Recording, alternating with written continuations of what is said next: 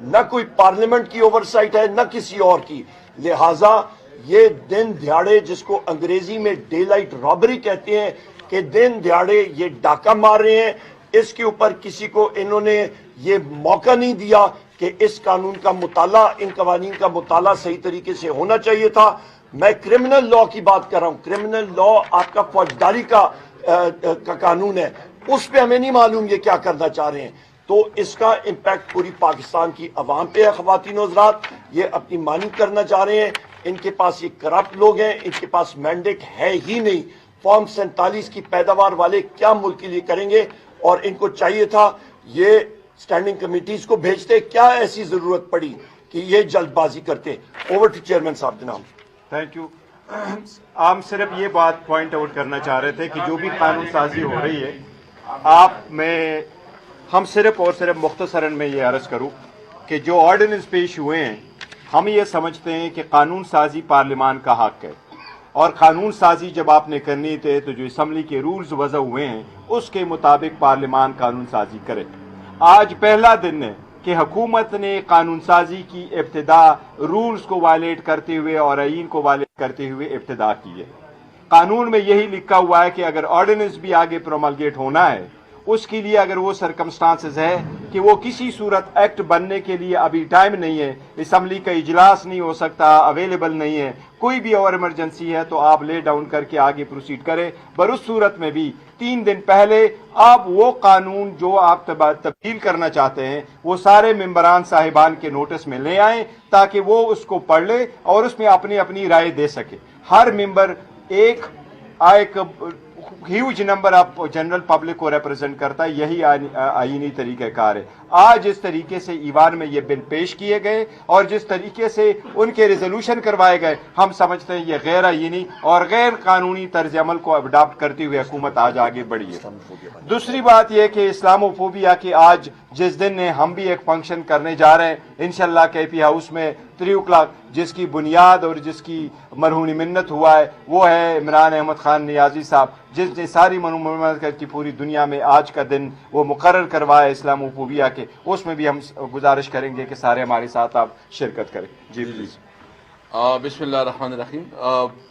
عمر ایوب صاحب اور چیئرمین گوہر صاحب نے آپ کے سامنے ڈیٹیل رکھی ہے.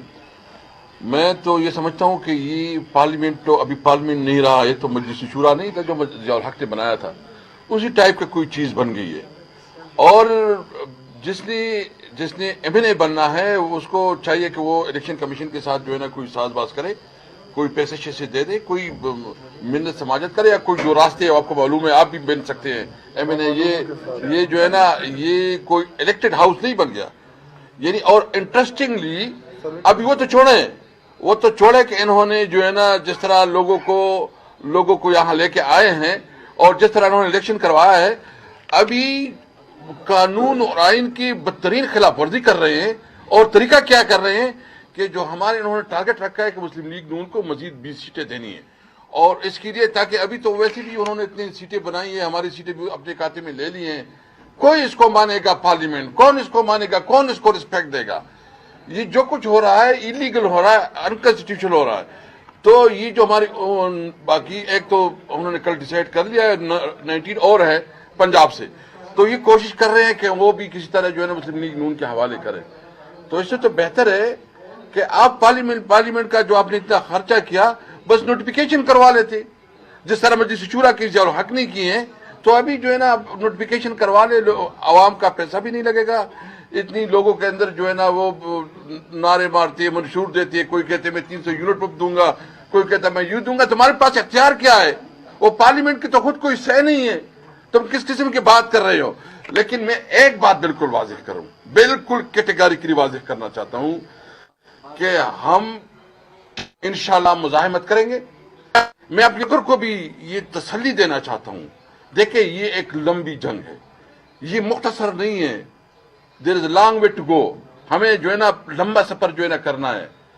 امید ہماری انشاءاللہ, امید ہماری شکل میں امید ہوگی, اور ہم اس ملک کو وہ ملک بنائیں گے, وہ پاکستان بنائیں گے جو قائدین کا پاکستان, جس میں آئین اور قانون کی حکمرانی, جس میں ہر شہری کے حقوق برابر ہوں گے, اور یہ جو کر رہے ہیں، جو کھلواڑ کر رہے ہیں اور پسند اور ناپسند کی بنیاد پہ جو یہ آگے پیچھے ہو رہا ہے، انشاءاللہ ختم ہوگا.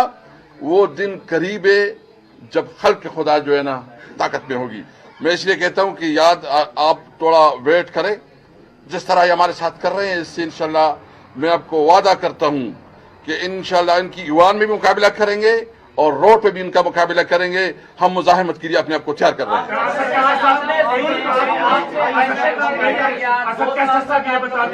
بنیادی طور پہ کیونکہ اس وقت پارلیمنٹ رما اور آپ پروگرام بھی لاس ہو گیا. آپ کی صدارت میں صدر پاکستان ڈاکٹر عارف علوی صاحب آخری اجلاس سے خطاب کرنے آئے.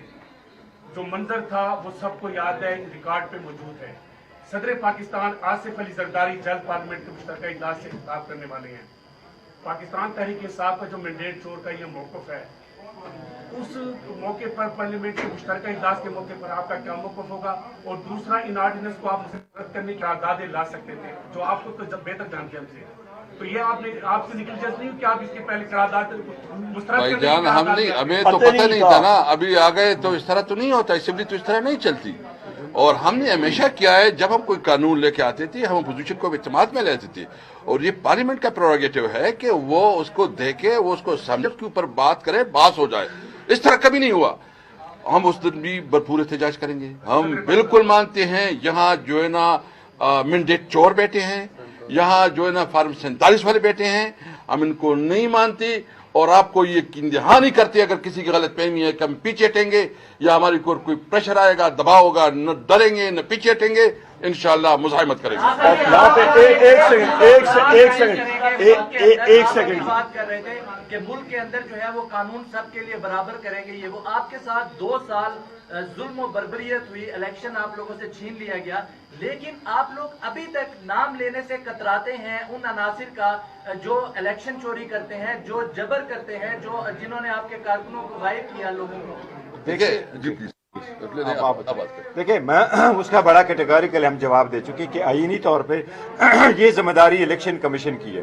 خان صاحب سے یہ کوشچن کیا گیا، خان صاحب نے جیل میں بھی سارے میڈیا کے سامنے کہا کہ ہمارے لیے رسپانسبلٹی الیکشن کمیشن کی ہے، چارج ود ڈیوٹی کنسٹیٹیوشن نے کیا ہے. الیکشن کمیشن کی ذمہ داری تھی فری فیئر ٹرانسپیرنٹ الیکشن کرانا. یہ سپریم کورٹ کے نوٹس میں بھی ہم لے کے آ چکے تھے کہ at the end of the day جو آپ لفظ استعمال ہوتا ہے وہ ریٹرننگ افسر اور ڈسٹرکٹ ریٹرننگ افسر ہے، کائنڈلی ان کو عدلیہ سے لے لے تاکہ یہ ڈائیورٹ ہو جائے اور ہمیں یہ اندیشہ تھا. اس لیے یہ ذمہ داری میں اگر کوئی فیل ہوا ہے تو وہ الیکشن کمیشن ہے.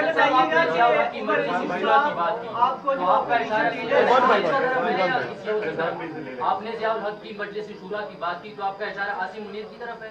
دیکھیں، میں جو اس وقت جو سب کچھ ہو رہا ہے، جو جس طریقے سے سب کچھ چل رہا ہے، یہ مجلس شورا سے کوئی آگے بڑی بات نہیں ہے.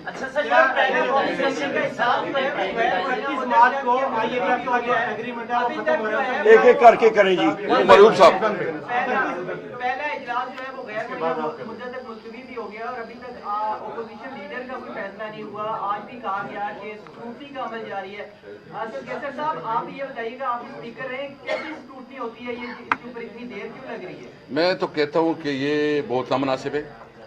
اپوزیشن لیڈر بیسیکلی جب الیکشن ہوتا ہے پرائم منسٹر کا، تو جو پرائم منسٹر بن جاتا ہے وہ پرائم منسٹر، جو اس کے مقابلے میں ووٹ لے لیتا ہے تو پبلک میں ہو جاتا ہے کہ وہ اپوزیشن لیڈر ہو جاتا ہے. میں سمجھتا ہوں کہ اسپیکر صاحب جو ہے نا اس میں اگر ڈیلنگ ٹیکٹس کر رہے ہیں تو وہ نامناسب ہے.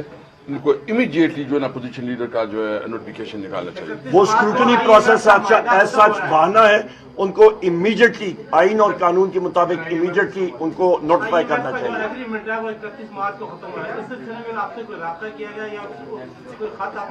مرحوم صاحب، نہیں جی، آئی ایم ایف کے ساتھ ہمارا کوئی رابطہ نہیں ہوا. آج میں پھر ریپیٹ کرتا ہوں، یہ 7 آرڈیننسز یہاں پہ لے کیے گئے، جس میں فوجداری قانون کا بھی آرڈیننس انہوں نے اس پہ ترمیم کا کیا. ہمارا یہ سوال ہے، یہ فوجداری قانون میں جو آرڈیننس کے ذریعے ترمیم لائی جا رہی ہے، یہ کیوں لائی جا رہی ہے؟ یہ میلیفائڈ انٹینٹ ہے اور یہ باقی بھی چیزیں جو ہیں یہاں سے ان آرڈیننسز میں ہمیں کرپشن اور پیسے کی بو آ رہی ہے بہت شدید، اور ہم نے اس کو اپوز کیا. یہاں پہ انہوں نے کہا جی کہ آپ نے اس کے خلاف ریزولوشن، یہی چیز ہم نے فلور آف دا ہاؤس پہ بتائی ہے. اور باقی ہاؤس کو بھی ہم نے چیلنج کیا اور پیپلز پارٹی کے اراکین نے بھی اس چیز کی تائید کی کہ ان کو بھی موقع نہیں دیا یہ پڑھنے کا. ایک آپ سے سوال بڑا اہم کہ جہاں ایک طرف جو ہے وہ کے پی کے کا وزیر اعلیٰ جو ہے وہ ملنے کے لیے آتا ہے شہباز شریف سے اور وہاں وہ کہتے ہیں سیاسی قیدیوں کو رہا کر دیں. دوسری طرف جو ہے یہ آرڈیننسز جو ہے وہ پاس کیے جا رہے ہیں. تو اس وقت جو ہے وہ پی ٹی آئی نے کیا کیا ہے الیکشن کمیشن کے حوالے سے ریفرنس جو ہے وہ پریزیڈنٹ کی طرف آپ جا رہے ہیں جو آئینی طریقہ کار ہے.